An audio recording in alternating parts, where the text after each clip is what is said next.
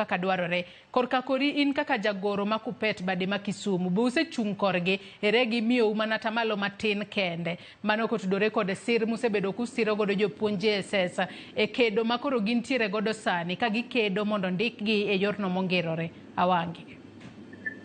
Erokamano Joyce. Wan kaka jo Kuppet wasetimo what is humanly possible at the branch level. Nikech wang'eyo ni at the branch wan gi jopuonj mabiro bedo members kata ok gin members. E junior secondary kanyo nya wacho ni nitie categories of jopuonj adek. Nitie jopuonj manobedo promoted mane puonjoga primary chon to kelgi obedo deployed to secondary. Majority or all of them gin jonat. Then nitie jopuonj manondik direct gi TSC as permanent and pensionable. Jopuonj gi e Kenya mangima gin 8,700 nondiki as permanent and pensionable. Ma Kisumu County wan gi jopuonj 231 emane in permanent and pensionable. Jogi gin noketgi e Kuppet to ing'ado gi gimoro miluongo ni agency fee.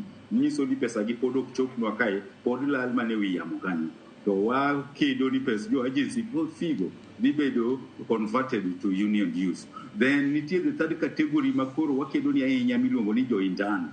Magi jok manondik bo wuondi ni okay bang' higa achiel to idhi bedo confirmed PNP to sani to vumilia tu.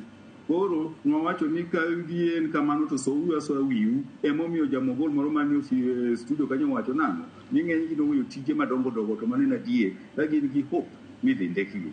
Koro kama bedo matek en ni sirikal nowacho ni koro onge pesa. To wan bende nwakedo kod ni jogi bwa present memorandum kata ni ker William Samoei Ruto kane wadhi pingo wach mar housing levy. To bang'e wan kaka jo Kuppet kendo this year dwe mar ang'wen ok wawach ni wadhi romo gi TSC. Ne waseromo gi TSC kuom wik achiel wabet piny to ok wadhi gi issue mar JSS mogal kanyo. JSS no ne number 1. Ne nitie issues mang'eny moting'o nyaka CBA nyaka promotions manwatero wa present ni TSC notieko 1 week tang'eyo ni jowadwa ma KNUT kama Esbon owacho no gibende gidhi mbele kanyo to gik ma gidhi wuoyo te mana weche jopuonj ma namba 1 dhi bedo mana wach JSS ni. Kanyo nwawinjre ni wach jo JSS gi onego bed ni jo interns gi iketo permanent and pensionable. Onego bed ni jogi puonjo subjects mane gi train kata gi tiegre godo e mbalariany. Onego bed ni jogi imiyo medical cover. Onego bed ni jogi gibedo confirmed in stations magintie kata imiyo gi mo max ok ni dhi kaw ng'at moro ma oko. Gima timre sani nitie challenges in the TSC education sector.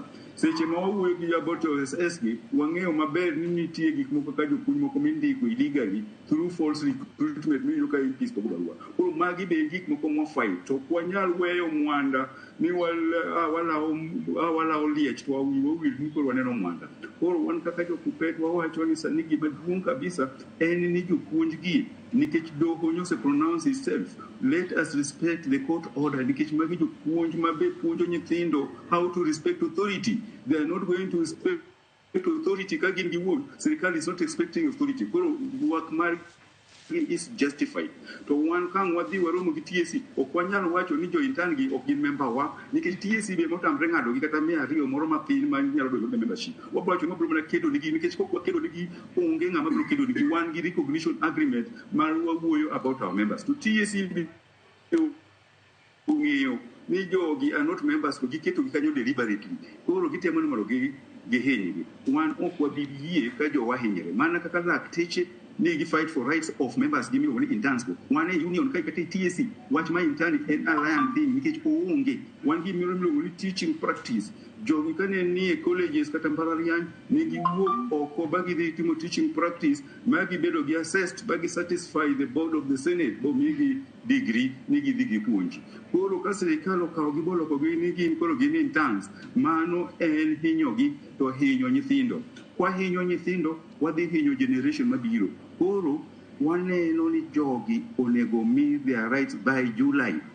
By July. Okata ni sani en dwe mar 5 wang'eyo ni wach mar ohula mobiro mar floods okonyo sirikal nikech sani ginyalo divert attention. To attention no you can only divert it momentarily.